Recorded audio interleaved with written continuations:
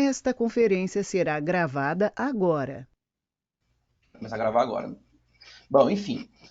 Daí você tem aqui. Então você tem nessa imagem da carta topográfica uma região que eles querem plantar. Alguma coisa que seja mecanizada. Vamos pensar soja. E do outro lado, eucalipto. Considerando os objetivos desse produtor rural, as áreas que apresentam respectivamente. Isso é uma palavra que vai aparecer. Características mais apropriadas a uma atividade mecanizada e outra para o plantio de eucaliptos estão nos seguintes quadrantes. Bom, pensa comigo, ó, curva de nível, quando ela está muito pertinha uma da outra, significa que o relevo é mais acentuado. Tudo bem? Então, por exemplo, como essas curvas aqui, ó, estão muito pertinha uma da outra, o relevo tem um declive maior. Nessa área, como as curvas estão mais distantes umas das outras, o declive é mais suave. Portanto, aqui eu planto soja, aqui eu planto agricultura mecanizada e aqui eu planto eucalipto. Bom, aí você já matou curva de nível, tá? O que você precisa agora? Você precisa da rosa do vento, da rosa dos ventos. Então ele vai trazer características mais apropriadas a uma atividade mecanizada. Está aqui.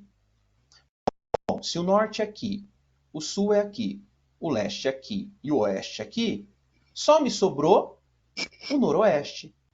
Se aqui é o noroeste, aqui é o sudeste. Alternativa correta, letra C. Tudo bem? Então você vai percebendo. Primeiro você tem que perceber uma coisa. A geografia conceitual, eu estou batendo nisso com vocês. Segundo, não tem como mudar o óbvio. Tem como a gente criar. Tá? Aí a gente cria um monte de coisinhas interessantes para que vocês possam refletir. Mas não foge muito disso. Tá bom? Bom, daí eu aproveitei, peguei mais uma questão da Unicamp que me chamou muita atenção sobre a questão da bússola, tá? Espera aí que ele deu uma travada aqui, eu acho que vai rodar já. Enquanto isso, eu vou fazer a leitura para vocês, tá?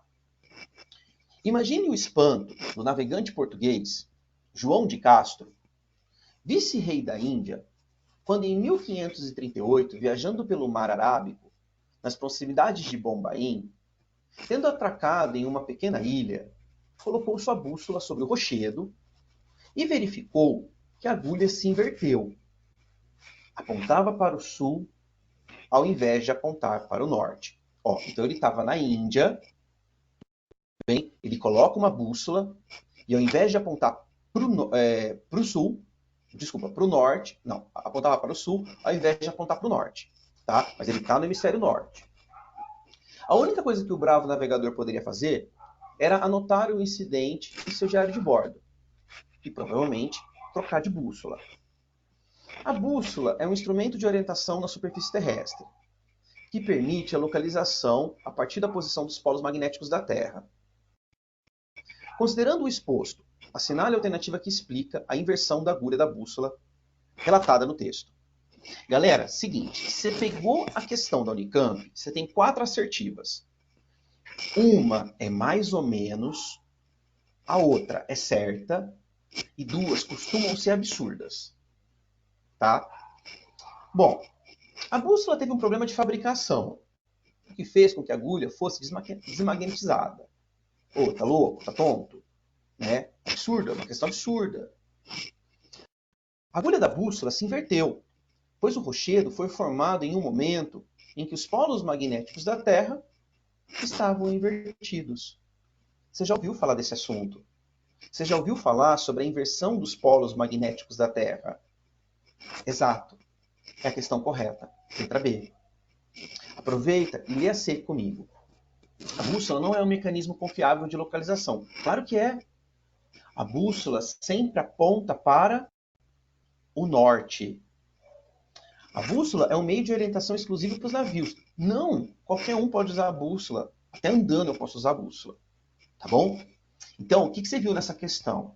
Ela é uma questão de interpretação, tá? Ela pegou um assunto que a galera já ouviu falar, que a galera já ficou até aterrorizada sobre isso, e colocou uma alternativa correta. Bingo. Acabou o problema, tá? Só que eu não vou parar por aí, tá? Eu já estou mesclando um pouquinho com vocês a parte de orientação e a parte de cartografia, tá? E agora eu vou dar uma pinceladinha na cartografia. Só que tem uma coisa que eu preciso falar com vocês. Embora essa questão aqui seja da Unesp segunda fase, discursiva, e hoje a Unesp ela não trabalha mais com a parte discursiva. Pelo menos esses anos ela não tem trabalhado. Tá fazendo corte de gastos, então ela está fazendo lá de múltipla escolha e que se lasque. Bom, acontece que a gente tem algo chamado de sensoriamento remoto. Eu vou precisar explicar isso para vocês. Tá? E é muito importante. O sensoriamento remoto é a técnica que permite a obtenção de informações acerca de objetos, áreas ou fenômenos localizados na superfície terrestre. O termo restringe-se à utilização de energia eletromagnética no processo de obtenção de informações, as quais podem ser apresentadas na forma de imagens, sendo as mais utilizadas atualmente aquelas captadas por sensores ópticos orbitais, instalados em satélites, como ilustrado na figura. Olha a figura. Ela é boba mesmo, tá? O Sol ilumina os objetos. Esse receptor capta as imagens. Bom, qual é a primeira coisa que você tem que ter? Vamos para o conceito. Quando o Sol incide sobre esses objetos, e esses objetos passam a ser refletidos, isso é chamado de albedo. Isso é conceito para você anotar. Tá? Por quê? Porque o albedo apareceu no Enem também. Tá, o que é albedo? Albedo é o índice de reflexão solar. Índice de reflexão solar. Tá, pensa comigo, ó. Eu vou te dar algumas porcentagens. No gelo, o albedo chega a 90%. Então, no gelo, o índice de reflexão solar bate a casa dos 90%. Na vegetação, o albedo bate uns 40%. No asfalto, o albedo bate 10%. Bom, então o que você percebeu? Que quanto maior o albedo, menor a temperatura. No caso do gelo.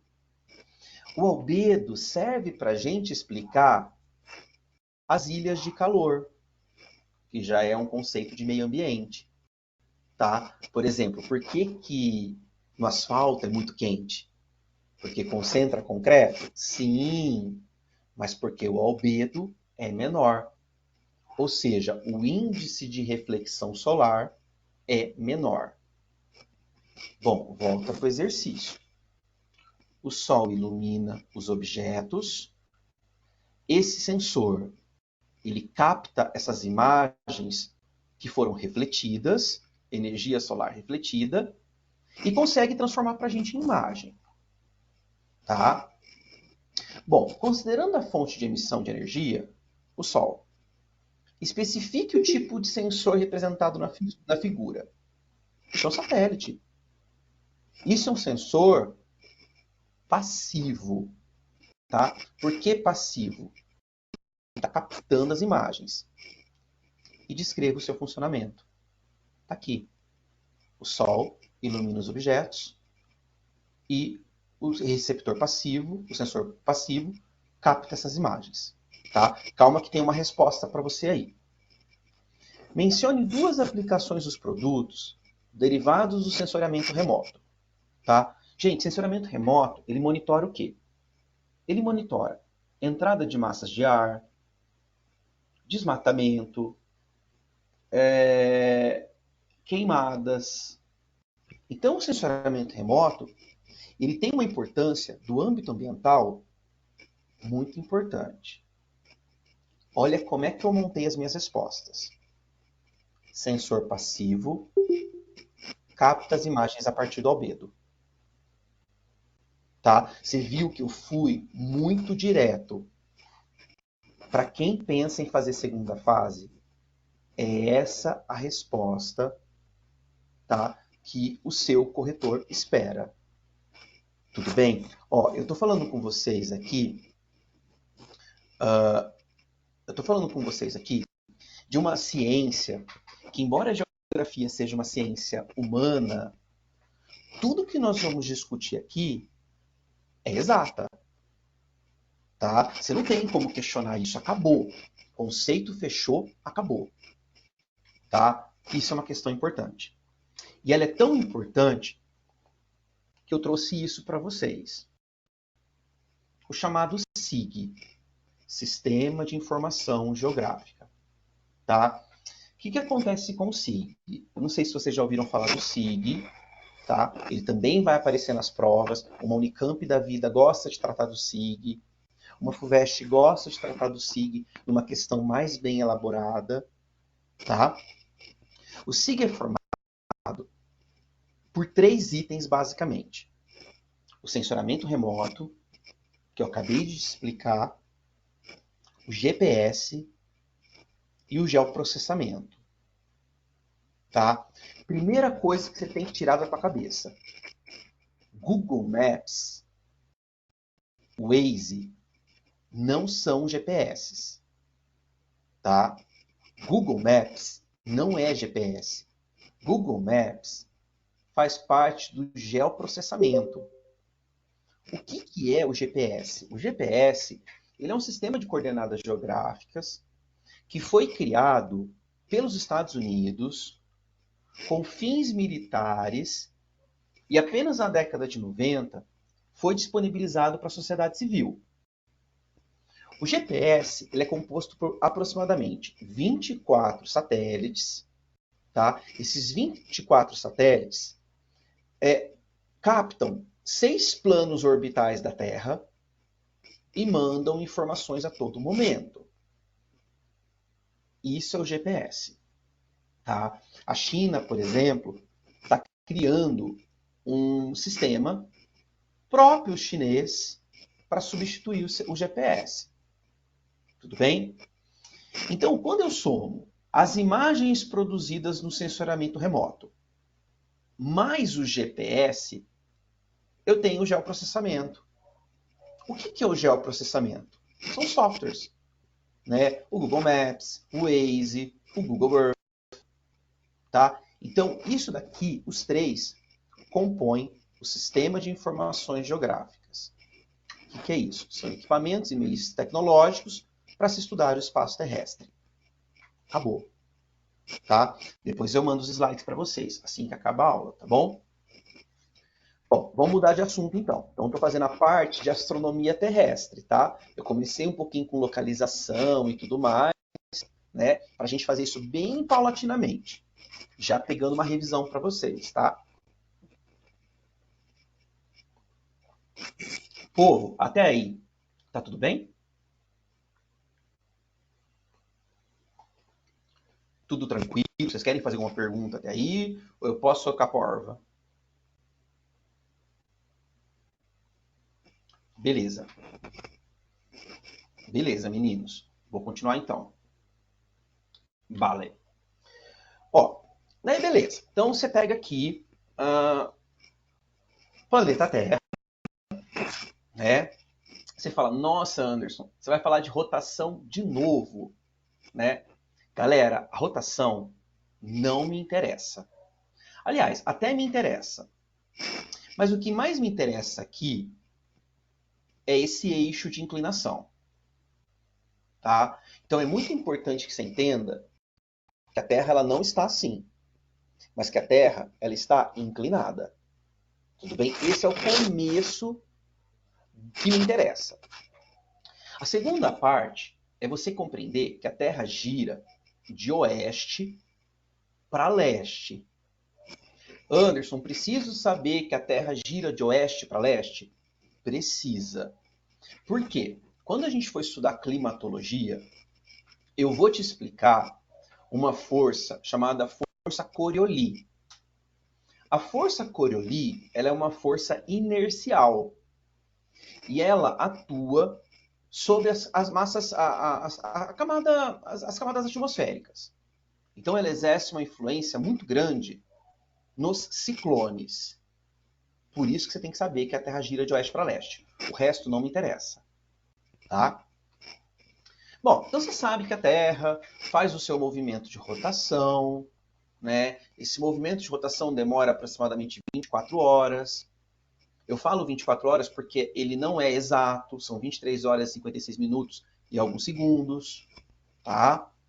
Você sabe que a Terra tem época que ela está mais perto do Sol e tem horas que ela está mais distante. É o que eu chamo de periélio e o que eu chamo de afélio, perto e afastado, tá? Então em janeiro ela está mais perto, né? Em julho ela está mais distante.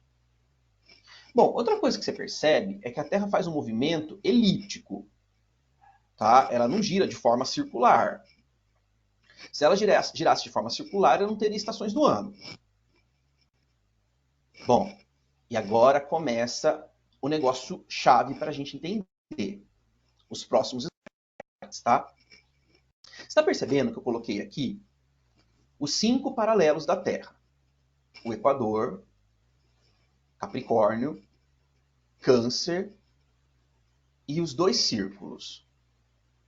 Ó, Equador é 0, tá? É 0 de latitude. Os 2 trópicos tá na casa dos 23. 23,5. Nossa, Anderson, 23 aqui é o mesmo eixo de inclinação da Terra, 23,5? É, tá? É o mesmo. 23,5, 23,5. Eu encontro os 2 trópicos. E mais ou menos 55, eu encontro os 2 círculos. Lembra que a latitude ela vai de 0 até 90. De 0 a 90, 0 a 90. Eu tenho 4 ângulos de 90 aqui, tá? Para que eu possa formar minha circunferência de 360. Bom, daí você percebe que o Sol ele incide de forma perpendicular na região do Equador. O que significa isso? Que na região do Equador, os raios solares incidem de forma constante. Você não tem variação. Quando você pega nos polos, ele incide de forma difusa. Difusa. Ele vai usar a palavra oblíqua. Tá? Eu vou usar a palavra difusa, porque tem uma questão antiga da FUVEST que ela cita na assertiva a palavra difusa. Então, essa área é mais fria, essa área é mais quente. Sendo mais fria. Acabou. Tá? Bom, então tá aqui, ó, movimento de rotação da Terra, o seu eixo de inclinação, girando de oeste para leste, fechou. Tá, só que daí, quando a Terra faz esse movimento de translação, que é o movimento que ela faz ao redor do Sol, tem horas que ela está mais perto, tem horas que ela está mais distante, tá? Você vai perceber que as estações do ano, elas são invertidas. Pensa comigo aqui, ó, linha do Equador. Qual hemisfério está sendo mais iluminado? O norte. Olha como o norte está cheio de luz. O sul tem menos. Tá? Olha, se o norte está sendo mais iluminado, significa que aqui é verão e aqui é inverno. Olha desse outro lado. Olha a linha do Equador. Olha como esse hemisfério está sendo bastante iluminado. Aqui menos. Bom, então aqui é verão e aqui é inverno. Ou seja, as estações do ano sempre são invertidas. Tá? Agora faz o seguinte, foca comigo aqui, ó. Aqui é inverno, tá? Foca só no sul. Inverno.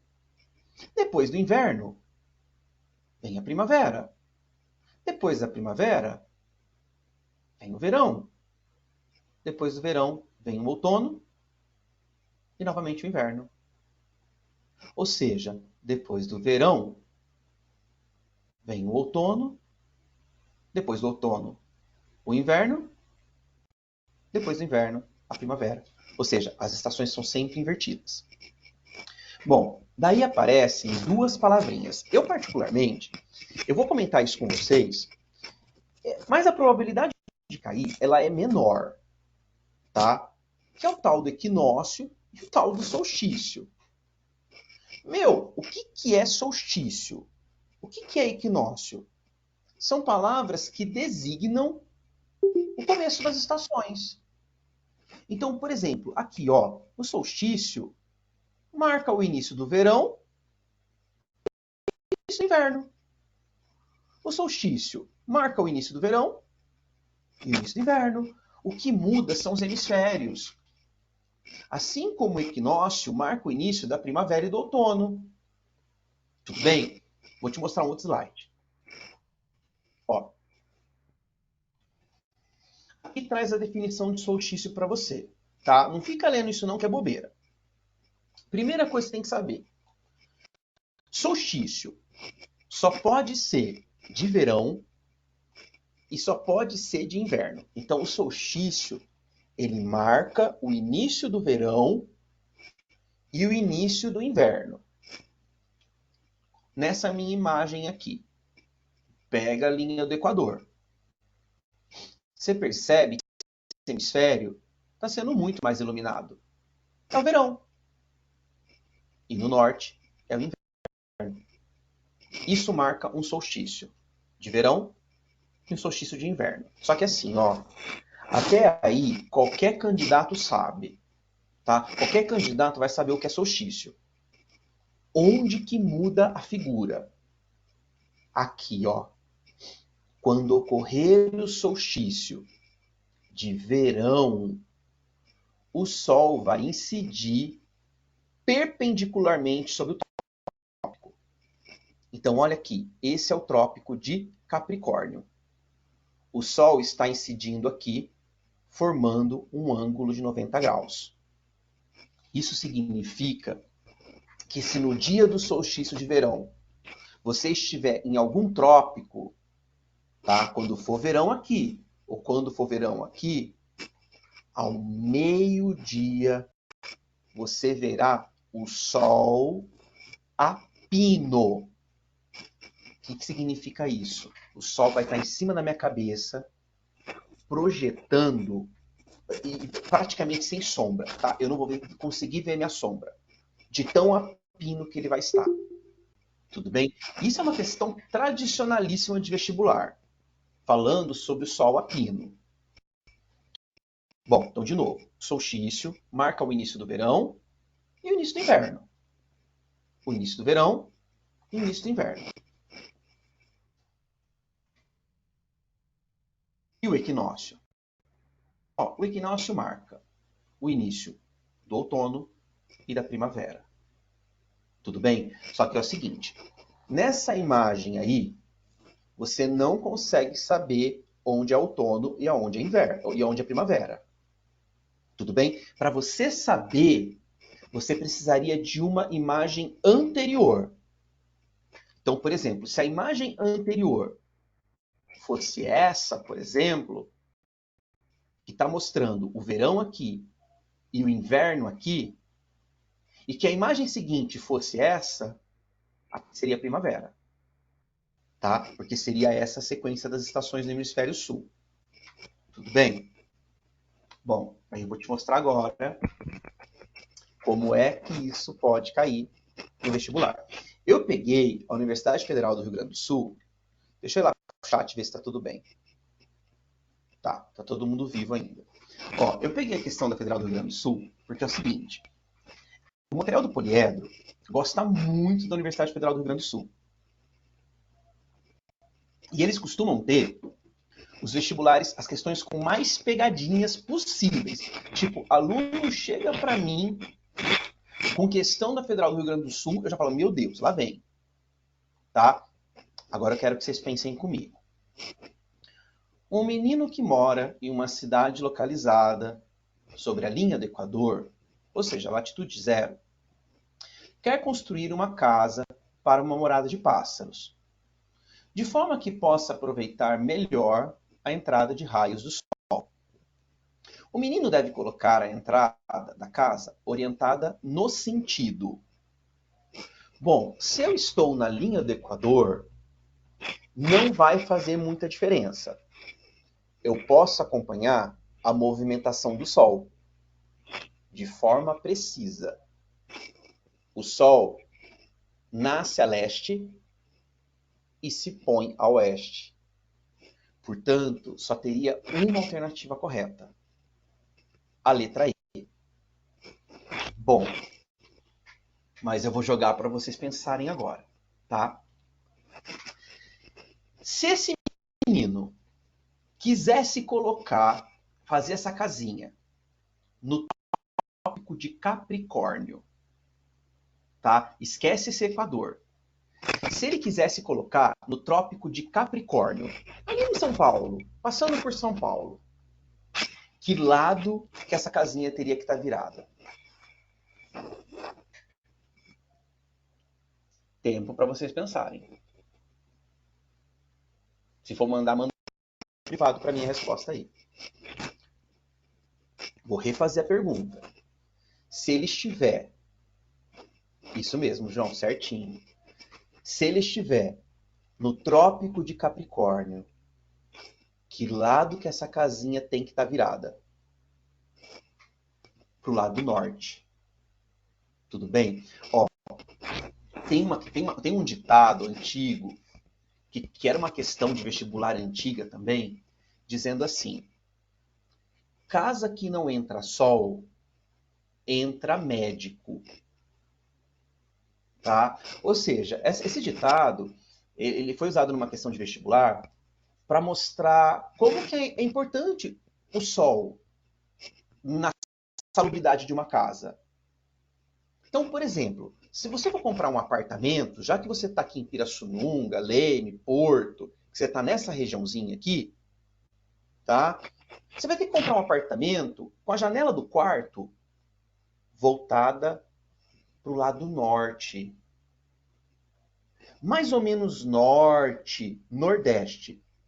Por quê? Se você pegar a janela do seu quarto voltada para o lado sul, você está lascado. Porque do lado sul vem os ventos frios. Se você pegar uma casa com a janela voltada para o lado oeste, é onde o sol se põe, tá louco? Você não vai conseguir dormir. Então, para onde nós estamos, no trópico de Capricórnio, o melhor é que a janela do seu quarto esteja voltada para o lado norte. E se você estiver no hemisfério sul? No trópico, desculpa, se você estiver no hemisfério norte, no trópico de Câncer? Se você estiver no hemisfério norte, no trópico de Câncer, o melhor é que a sua janela esteja voltada para o lado sul, porque senão ele vai pegar os ventos gélidos do norte, do Ártico. Tudo bem? Bom, vou te mostrar mais uma questão. Essa questão quebrou a galera no Enem, tá? Muita gente veio falar para mim: nossa, Anderson, eu não tenho certeza do que eu fiz, o que foi que aconteceu nessa questão, né? Se eu não me engano, ela foi no ano passado. Movimento de translação da Terra. Mostrou aqui, ó, solstício, equinócio, acabou. Considerando as informações apresentadas, o prédio do Congresso Nacional em Brasília, no dia 21 de junho, às 12 horas, projetará sua sombra para qual direção? Pensa comigo, dia 21 de junho, olha a linha do Equador. É verão no hemisfério norte. É inverno no hemisfério sul. Lembra que eu te falei? No solstício, o Sol incide perpendicular no trópico. Ou seja, galera, qualquer coisa que estiver para o sul vai projetar uma sombra para onde?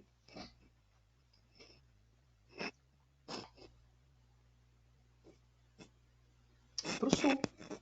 Ou seja, o Congresso Nacional não interessa. O Congresso Nacional na questão não significa nada. Qualquer coisa que estiver ao sul do trópico de Câncer, já que o Sol Sol está incidindo perpendicular no Trópico de Câncer, qualquer coisa que estiver para o sul vai fazer sombra para o sul. Foi o ano passado mesmo que caiu. Tá? Tava na dúvida aí, foi o ano passado mesmo. Ó, e vamos lá de novo. Né? Aí vamos pegar mais uma coisinha boba, que é o movimento da Lua, tá? E agora vem Unicamp e vem FUVEST para vocês. E questão nova, tá? Então tá aqui. Primeiro, essa imagem mostra os movimentos da Lua, né? Então a Lua, satélite natural, ela gira em torno dela mesma, ela gira em torno da Terra e ela gira em torno do Sol. Faz a rotação, revolução e translação. Só que de todos esses três movimentos, o único que me interessa é a revolução. Tá bom? É a revolução. O movimento de revolução da Lua, que é o movimento que ela faz em torno da Terra, dura 28 dias. Tá?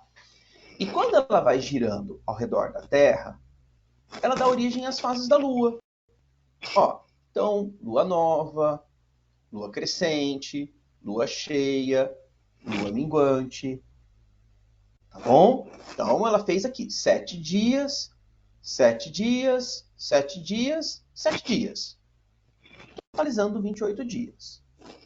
Bom, no que a Lua vai influenciar? Na massa líquida da Terra. Tá? A Lua exerce influência gravitacional sobre a massa líquida da Terra,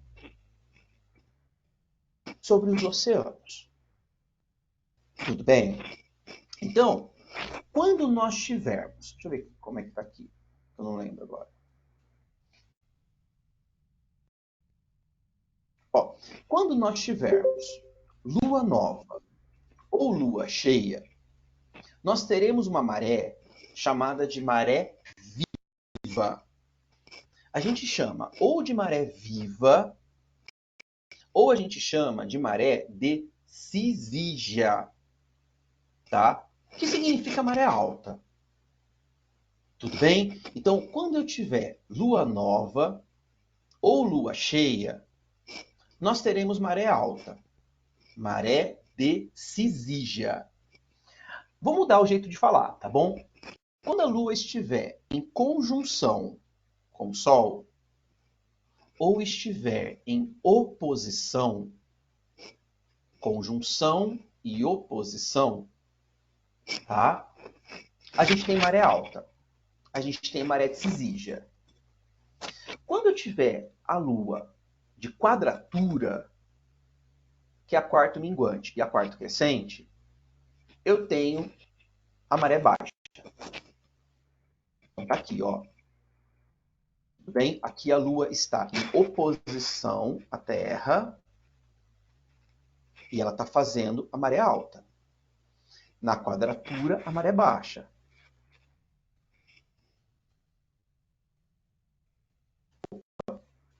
O mesmo nesse exemplo.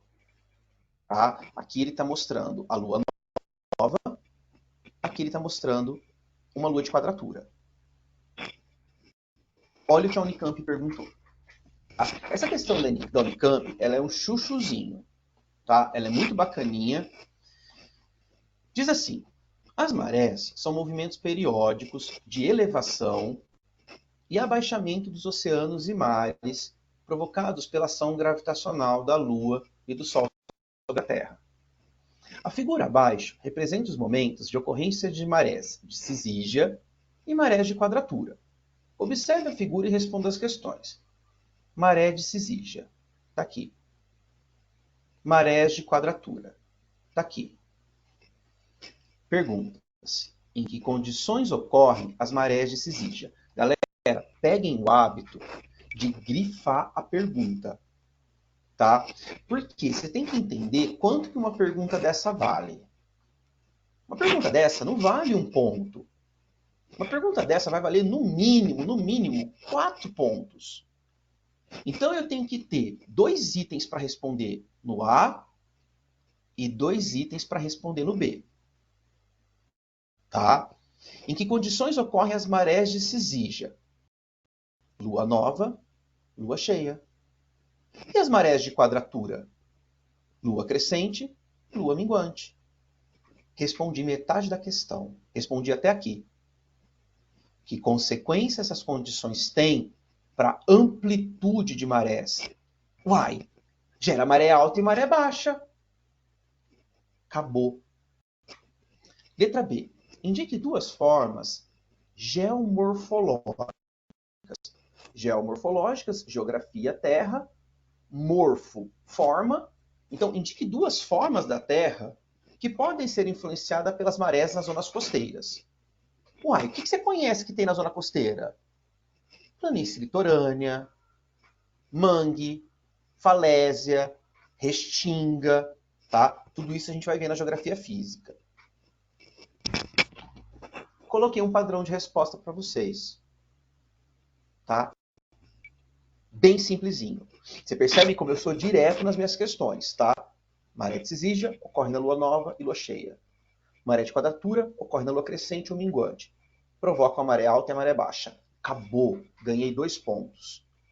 Área de manguezais e planícies litorâneas. Pessoal, eu não sei se tem muita gente de humanas aí, tá? Eu sei de alguns alunos que são de humanas que eu já conheço, tá? O João, o Bagatini, eu sei que o Vinícius, eu sei que essa galera é de humanas. Pelo menos é, tá? Galera de humanas gosta de florear. Não tem que florear, tá? Tem que ser direto na resposta, tá bom?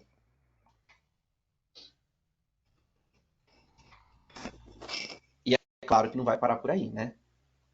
Então, olha só, a FUVEST foi e trouxe a maré de Cisígia nesse ano, tá? No ano passado, no caso, porque foi a primeira fase da FUVEST. O que ela fez? Ela mexeu com o caso do navio Ever Given, tá? Esse é o canal de Suez, tudo bem?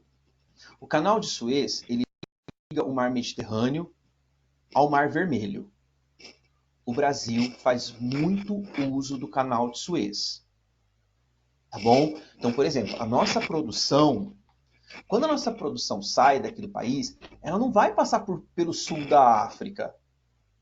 Ela vai passar pelo canal de Suez para ir para a Ásia. Ou ela vai pelo canal de Suez, ou ela vai pelo canal do Panamá. Tá? Mas é mais comum ela utilizar o canal de Suez. Você vai falar assim, nossa, Anderson, mas é verdade? Sim, a Unesp colocou isso. Tá? A Unesp colocou uma questão que quebrou a galera, porque mostrava o minério de ferro saindo do porto de Itaqui e ligando esse minério de ferro ao canal de Suez. Tá? Então o canal de Suez ele é muito movimentado. Bom, daí vocês conhecem a história daquela anta, né? O cara é uma anta, que deixou o navio ficar na diagonal. Tá? O navio Ever Given, era um puta do navio, 400 metros de comprimento, 220 mil toneladas. Tá? E esse navio ficou encalhado aqui. E daí não se conseguia tirar o navio dali, de jeito nenhum. Tá? Tentaram com reta escavadeira, tentaram de tudo quanto é jeito, o navio não saía dali. Precisou vir a maré alta para o navio desencalhar. Só que nisso, galera, o comércio mundial tinha parado. Isso daqui ficou encalhado de navio com cargas vivas, animais, tá? Pessoas, galera, tudo parado nisso daqui. As seguradoras desses navios, elas explodiram, tendo que pagar a indenização para esses caras. Bom, e a FUVEST foi lá e fez o quê? Pegou uma questão atual. E meteu uma maré de Cisígia. Então ele vai mostrar aqui, ó, dia 23, 24, 25, 31 de março, lua cheia. Subiu a maré. Com base nos dados fornecidos e seus conhecimentos, pode-se atribuir o reflutuamento do Ever Given às seguintes condições. Letra B. Tá? Deixa eu só ver se é a B mesmo, tá? Formação de um gradiente de pressão entre a Europa e a Ásia, com ventos de noroeste Olha a rosa dos ventos aqui que a gente começou a aula falando sobre ela. E a elevação do nível da água do mar pela maré de Cisígia. É a letra D mesmo. Tá? Por que que não é a letra D? Porque os ventos não estão vindo de Nordeste. Você está vendo como a rosa dos ventos é uma coisa boba, mas ela está aparecendo em vários exercícios para gente. Tá? Bom, com isso, eu fiz uma revisão para vocês, tá? Da aula 1 sobre, sobre as questões de astronomia da Terra. Agora eu começo a aula 2 para vocês, tá? Aula 3 e 4, na verdade, né? Que seria sobre coordenadas geográficas. Só que agora a gente vai dificultar um pouquinho essa situação aí. Tá tudo bem para vocês? Vocês estão acompanhando? Tá muito rápido? Rápido tá. Não tem nem como não ser.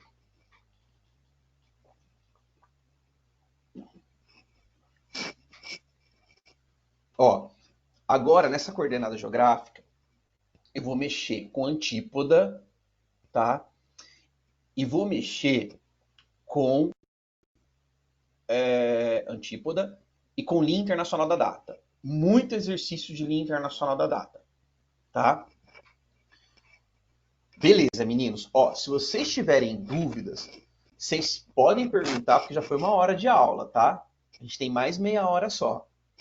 E eu quero seguir com vocês aí, daí vocês podem perguntar que eu respondo, tá bom?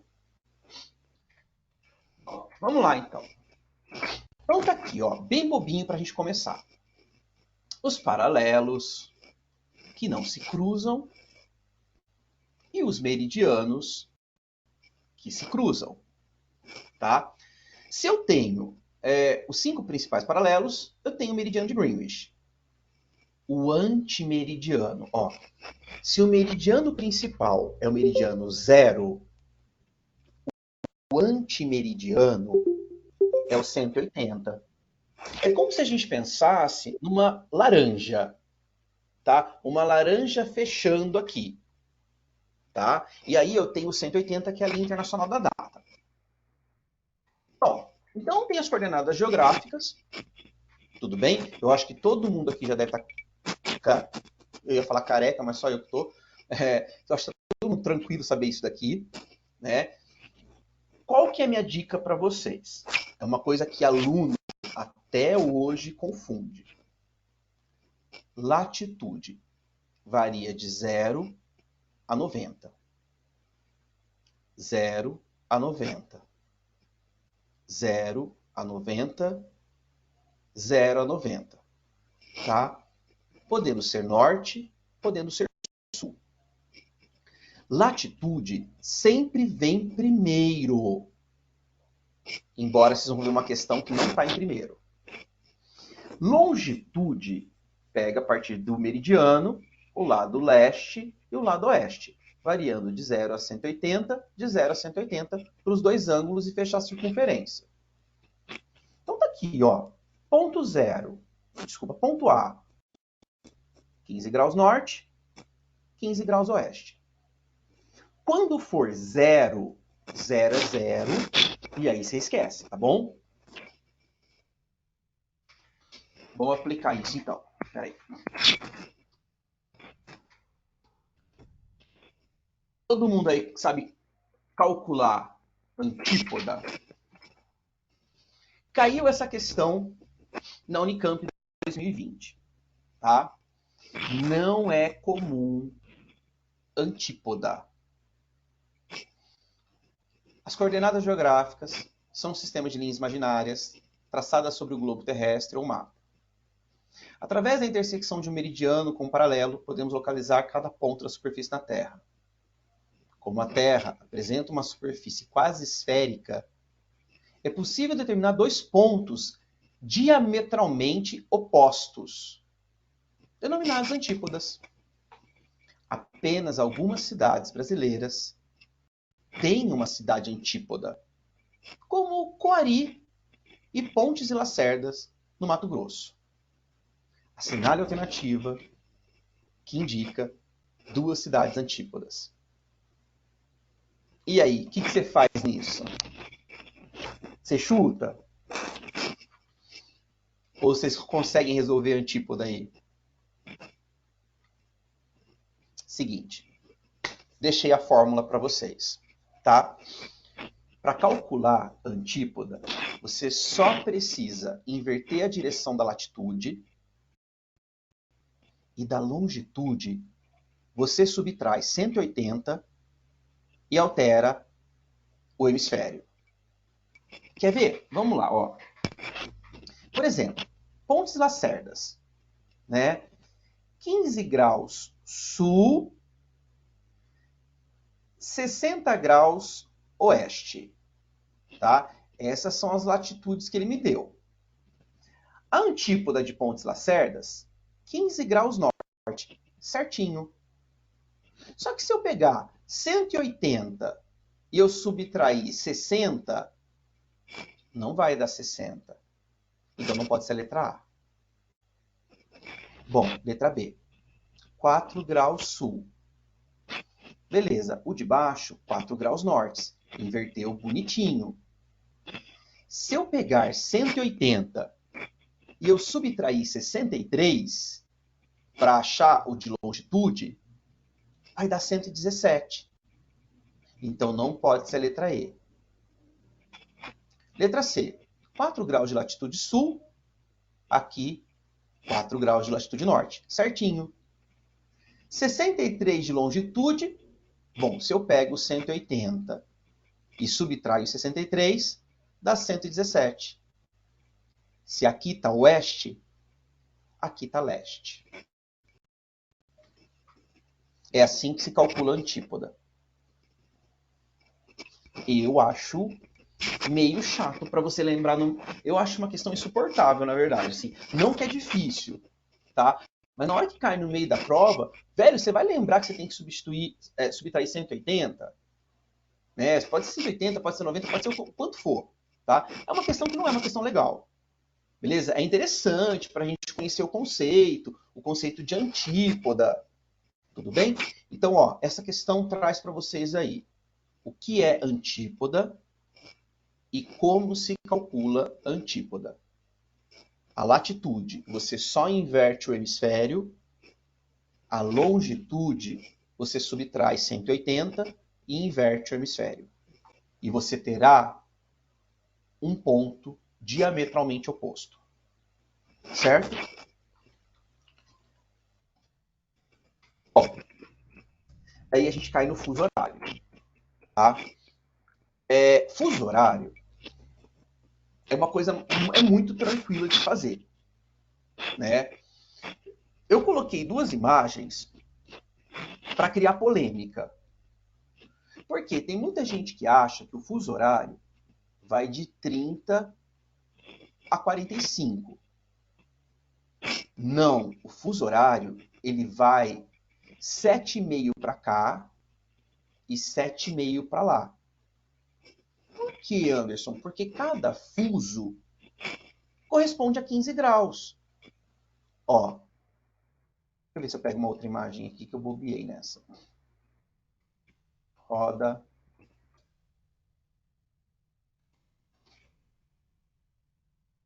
Peraí que ele quis travar.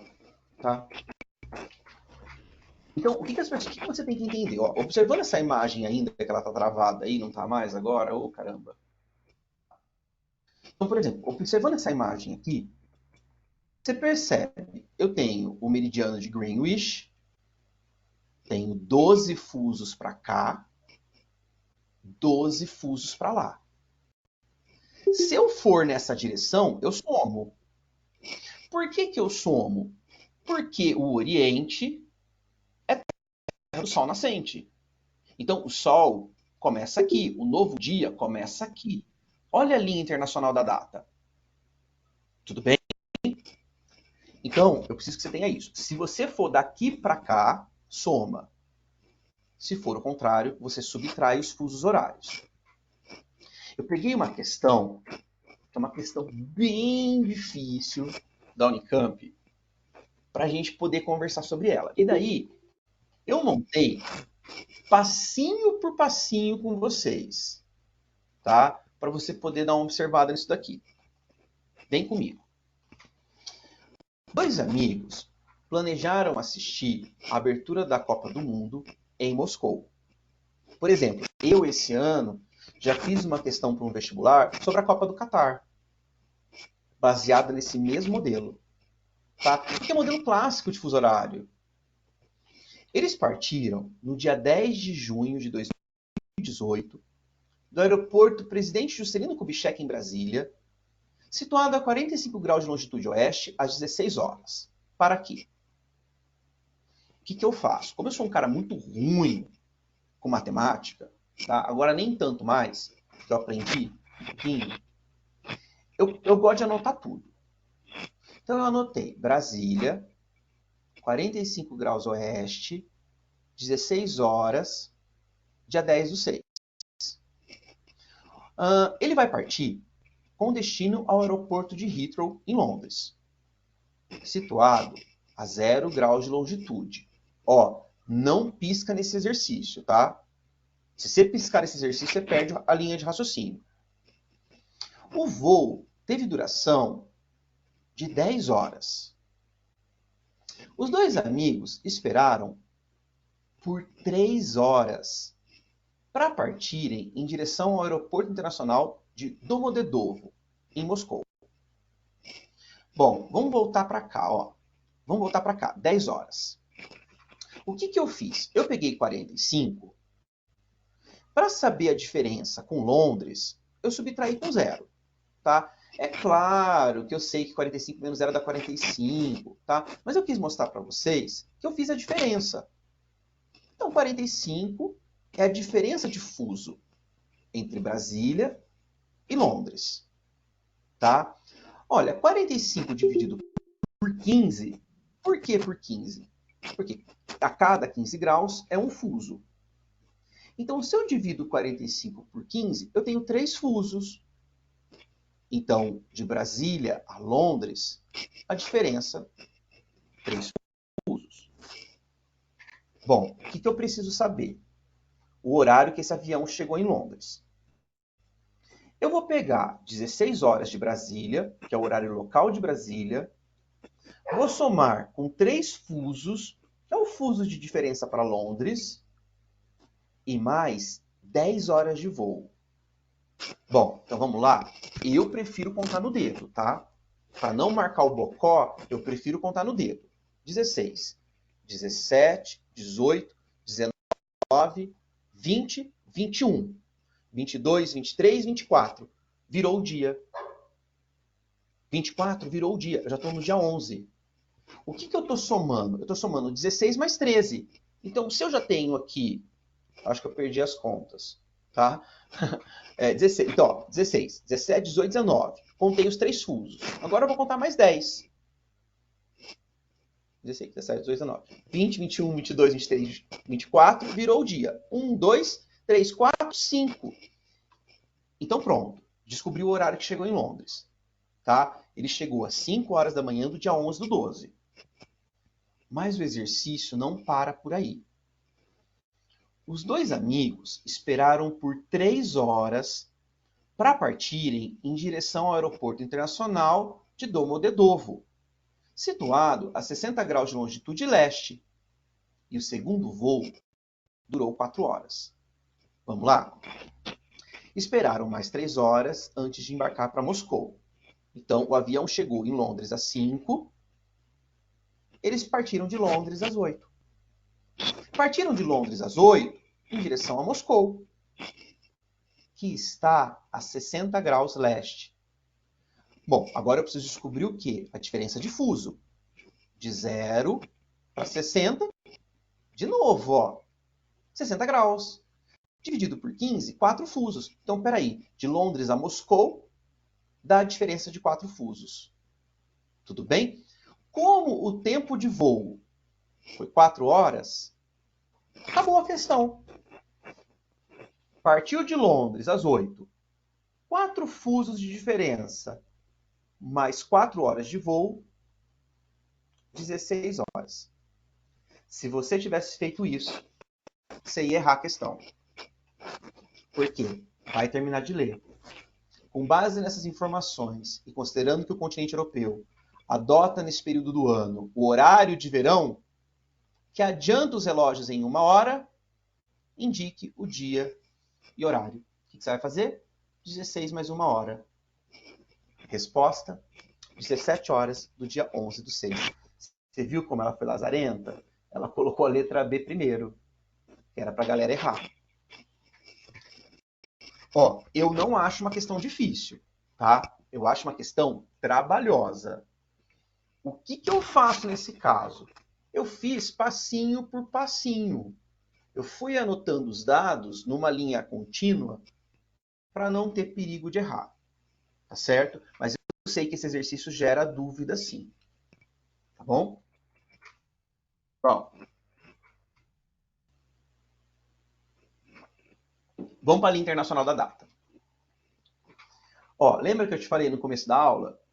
Estados Unidos faz fronteira com a Rússia, né? Bem pertinho uma da outra. A gente não tem o hábito de ver isso. Essa daqui é a linha internacional da data, tá?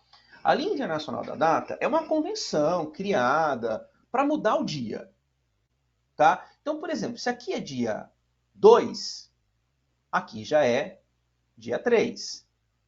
Ou seja, essa parte está sempre adiantada em relação a essa parte. E os vestibulares adoram esse tipo de exercício. Olha comigo aqui, tá? Deixa eu ver onde é que eu tô. Tô na UERJ. Avião levantou voo em 2018 e aterrou em 2017. Um avião das linhas aéreas do Havaí fez uma espécie de viagem ao passado.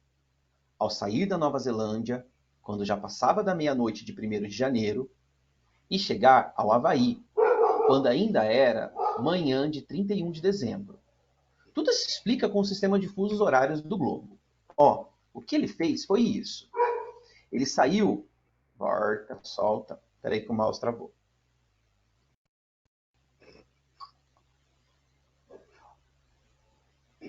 Continuou travado, aguenta aí.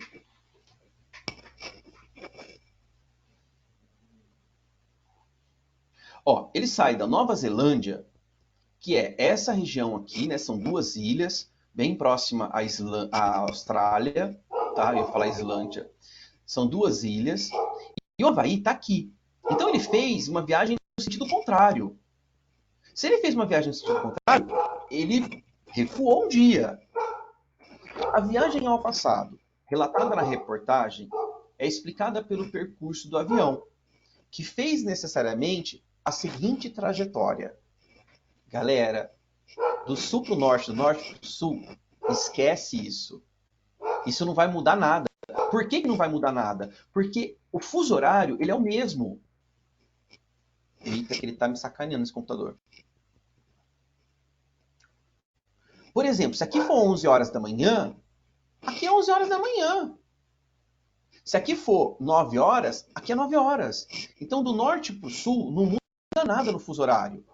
Muda do leste para o oeste. Tá? Resolva para mim.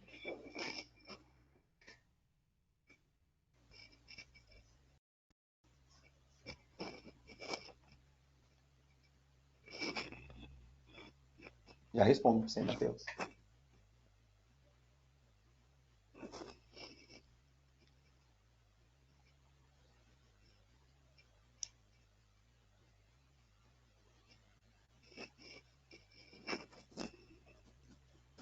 E aí, qual que é a alternativa correta? Ele sai da Nova Zelândia e ele vai para o Havaí. Ele voltou um dia. Para ele voltar um dia, ele tem que ir do hemisfério leste para o hemisfério oeste. Ou seja, eu acho que ele impactou aqui, ó. Esse é o hemisfério leste. Esse é o hemisfério leste. Me interessa onde você está. Esse é o hemisfério leste. E esse é o hemisfério oeste. Então, se o avião voltou um dia, ele foi do hemisfério leste por hemisfério oeste. Você vê como é uma questão muito ridícula, é muito bobinha, tá? Só que você tem que pensar nisso. Ó, o Matheus fez uma pergunta para mim aqui. Andy, tem exercício que pode cobrar horário de verão, mesmo não falando no enunciado? Ah, Matheus, pode acontecer, tá? É difícil. Normalmente, ele faz alguma menção ao horário de verão. Por quê? Porque não são todos os países que adotam o horário de verão, né? Estados Unidos adota, alguns países europeus adotam. O Brasil tem horário de verão, mas está suspenso por decreto federal, tá? Então, desde que o presidente Bolsonaro ele assume, ele suspende por decreto federal. Então, isso é uma coisa que tem que ficar claro, tá? Bom, agora essa questão é uma questão que também dá muito ziquezira, tá? Ela é da PUC 2016, mas ela é uma questão boa para a gente discutir isso. É claro que eu quero chegar onde? Na Unicamp, tá? Que vai ser a próxima questão Unicamp 2022. Então ele traz aqui a linha internacional da data. Você está percebendo que essa linha, ela não é uma linha retinha, tá? Ou seja, ela não vai obedecer nenhum critério técnico. Aliás, ela vai obedecer o critério técnico, que é o critério de não atravessar um país ao meio, tá? Não cortar um país ao meio. Então, por exemplo, esse cortadinho aqui, bota ele para cá, tá? Por que essa linha internacional da data foi criada justamente no Pacífico? Porque no Pacífico não tem nada, né? Nada de importante economicamente para o sistema capitalista. Então, não afetaria tanto as questões econômicas globais. Por isso que ele é colocado no Pacífico. Se considerarmos que os habitantes dos lugares situados a leste de um ponto qualquer da Terra verão o Sol, você viu que ele até colocou entre aspas, para você não pensar que é verão? Verão o Sol nascer antes. Gente, vocês sabem que o Sol não nasce, né? Vocês sabem que esse negócio da gente falar o Sol nasceu, o Sol se pôs, tem um nome na geografia. Se chama movimento aparente do Sol. Você olha e parece que é o Sol que está se movendo. Mas, na verdade, o Sol até está se movendo, tá? Mas, na verdade, quem está se movendo é a Terra, em relação ao Sol. Então, volta para o exercício. Se considerarmos que os habitantes dos lugares situados a leste, de um ponto qualquer da Terra, verão o Sol nascer antes, e os que estiverem a oeste verão o Sol nascer depois, concluímos ao observarmos a gravura anterior que Samoa, primeiro de tudo, ó, pensa comigo, esse é o hemisfério oeste. Esse é o hemisfério leste. Tudo bem? Só que a pergunta não falou isso, não foi igual a outra. Ela só quis saber, se eu estou a leste e vou para oeste, o que vai acontecer?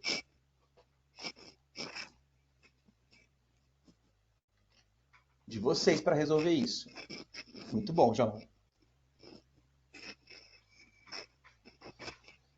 Essa questão a galera fica perturbada.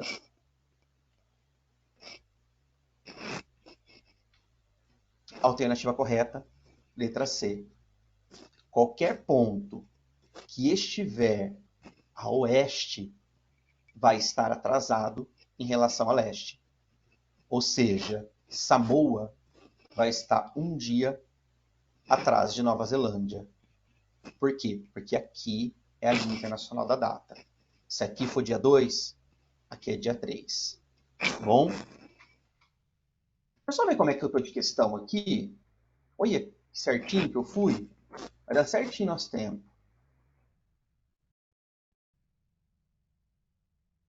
Muito bem, Anderson. Ó, vou colocar a última questão para vocês, que é onde eu queria chegar agora, que é a questão da Unicamp, tá? Na hora que esse computador parar de graça.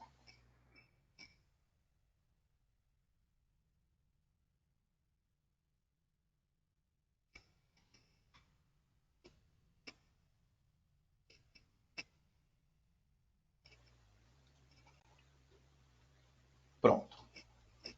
Linha Internacional de Mudança de Data, é uma linha imaginária posicionada próxima ao meridiano de 180 graus ou diametralmente oposta ao meridiano de Greenwich, cortando o Oceano Pacífico, né? É o antimeridiano. Uma característica dessa linha está na sua forma irregular, o que evita que um país tenha a mesma hora e dias diferentes, conforme ilustra a figura a seguir. Tá?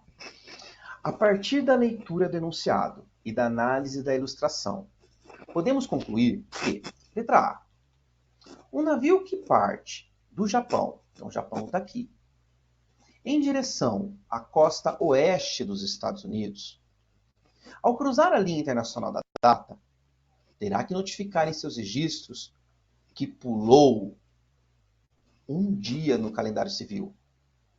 Que pulou não, que voltou um dia no calendário. B.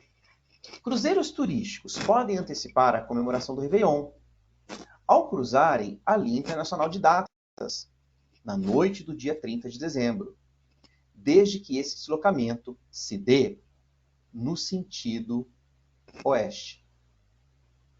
Correta alternativa. Tá? Correta alternativa. Letra B de bola. Dá uma olhada na restante, vê se você tem alguma dúvida aí.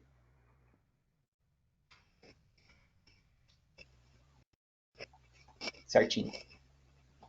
Ó, então é o seguinte, pessoal. Eu tenho ainda mais 5 minutinhos. Eu consegui cumprir com vocês a parte mais importante que eu tinha de 4 aulas, tá? Que seria uma aula de astronomia, mexendo com rotação, translação. Eu optei, nessa aula, trabalhar mais com a parte de exercícios, tá? Por quê? Porque eu não tinha muita teoria importante para trabalhar com vocês. Eu queria trabalhar essas teorias justamente nos exercícios, que eu achei assim, você viu que eu peguei um monte de exercício novo, né? A próxima aula vai ser uma aula só de cartografia. Se eu conseguir, e daí cartografia tem escala, tem curva de nível, tem projeções cartográficas, tem anamórfose, tem projeção de Robinson, tá? Vencendo isso, eu consigo entrar na parte de geologia, tá? Daí eu entro na parte que me interessa com vocês e a parte que vai demorar. Então, na semana que vem, eu ainda vou colocar alguns exercícios mesclados no meio da teoria, tá? Vou tentar fazer isso em todas as aulas para não ficar tão cansativo assim, que eu sei que vocês estão cansados. Povo, vocês têm alguma dúvida? Vocês querem fazer alguma pergunta? Tá tudo certo? Deu para atender um pouquinho do que vocês queriam? Eu vi que teve gente que chegou atrasada, eu vi que teve gente que não parava de cair. A aula está gravada.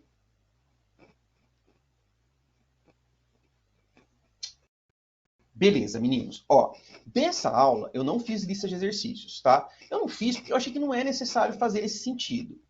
Na cartografia, talvez eu já pegue alguns.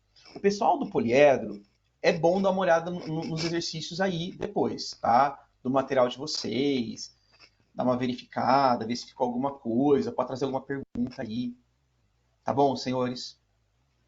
Ó, no mais, um beijo grande para vocês. Vão lá descansar. Se precisar, eu estou à disposição. Belezinha?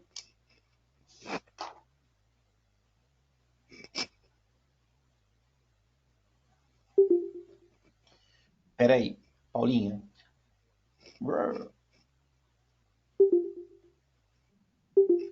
Pera aí que veio um monte de mensagem de uma vez e daí eu perdi a sua.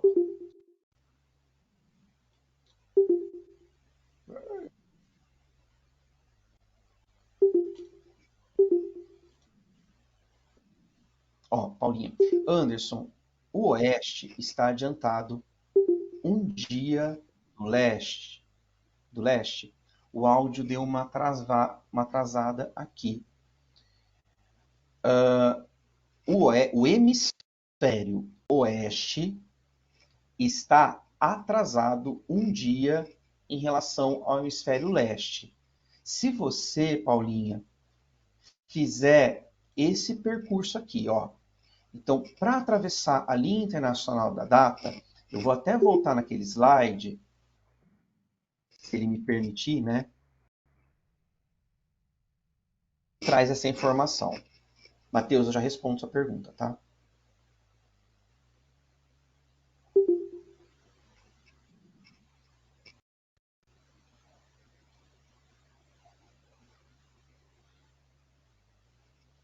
Ó, esse daqui, tá? Então, por exemplo, aqui eu estou no hemisfério oeste. Aqui eu estou no hemisfério leste.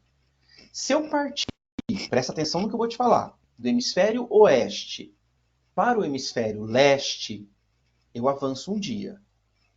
Se eu partir do hemisfério leste para o hemisfério oeste, eu recuo um dia. Isso é uma coisa. Agora eu vou te falar outra. Se eu for de oeste para leste, você percebeu? Muda, tá? Se eu for de oeste para leste, se eu fizer um ponto qualquer, tipo daqui para cá, eu vou aumentar. Tudo bem? Se eu for daqui para cá, por exemplo, eu aumento. Então tem que tomar cuidado. O que ele vai trazer? Se é o hemisfério ou se é a orientação. Tá?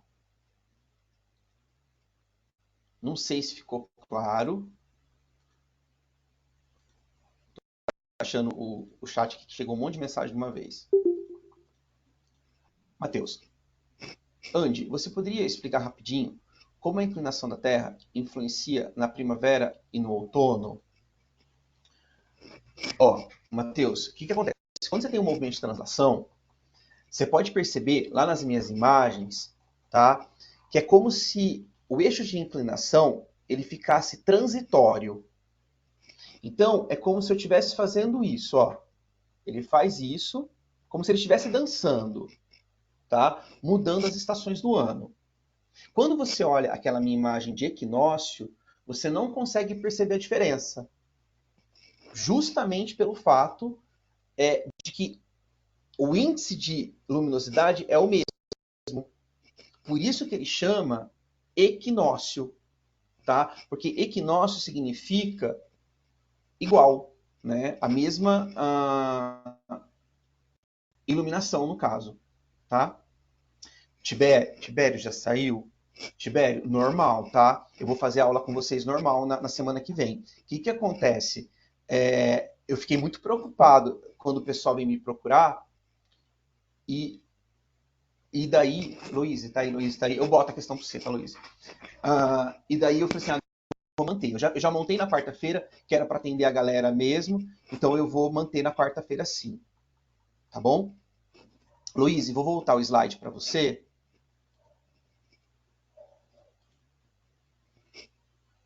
Que é essa daqui, ó. Então, a alternativa correta é a letra B, né? Cruzeiros turísticos podem antecipar a comemoração do Réveillon. Ao cruzarem a linha internacional da data na noite do dia 30 de dezembro, desde que esse deslocamento se dê no sentido oeste. Então, o que acontece? O que acontece? Eu estava falando com a Paulinha que esse é o hemisfério leste e esse é o hemisfério oeste. Tudo bem? Mas se eu colocar a rosa dos ventos aqui, Luiz, o que vai acontecer? Se eu estou indo para cá, eu estou indo no sentido oeste. Se eu sair daqui e vier para cá, eu estou indo no sentido oeste para o hemisfério leste. Eu sei que parece estranho, mas é isso. Ó, é porque a gente está vendo o globo de um outro lado. Né? De um lado que a gente não é comum a gente ver. Normalmente a gente vê o meridiano, o meridiano de Greenwich e você vê leste-oeste, acabou. Mas não é o caso dessa imagem. Então, o caso dessa imagem, ele mostra o quê? Ele mostra o hemisfério oeste, tá aqui, ó, América, e o hemisfério leste. Só que ele não falou do hemisfério, ele falou do sentido. Então, se eu fizer sentido oeste, eu posso antecipar um dia. Parece estranho, tá? Eu acho que parece estranho, mas não sei se ficou claro para você.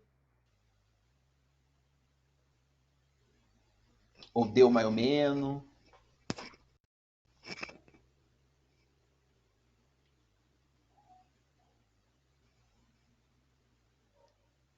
Exatamente. Paulinha, exatamente. Ó, a Paulinha colocou um comentário. Toda vez que o exercício citar sentido oeste, você bota a rosa dos ventos, como nesse caso. Tá? Agora, deixa eu ver o outro exercício aqui. Eu acho que o outro exercício, ele estava falando de hemisfério.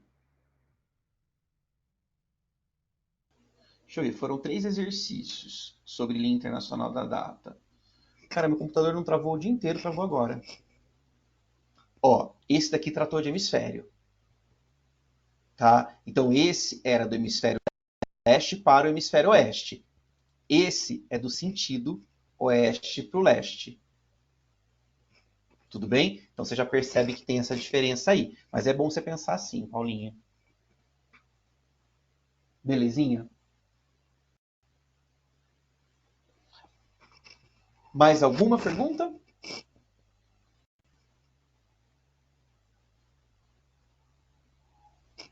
Que bom. Tá bom, então. Galera, um beijão pra vocês, tá? Ai, Bárbara, perdão. Deixa eu voltar. Andy, não entendi o que é sensor passivo quando você falou de sensoramento remoto. Porque ele capta. Manda um beijão pra ele, viu, Matheus? Legal. Bárbara, o sensor passivo é porque ele capta a imagem, ele recebe, tá? E ele recebe a partir do justamente do albedo. Por isso que ele é chamado de sensor passivo. É um satélite, né? Sendo um satélite, a função dele é captar a imagem. Ele capta, daí depois é que ele vai fazer a distribuição.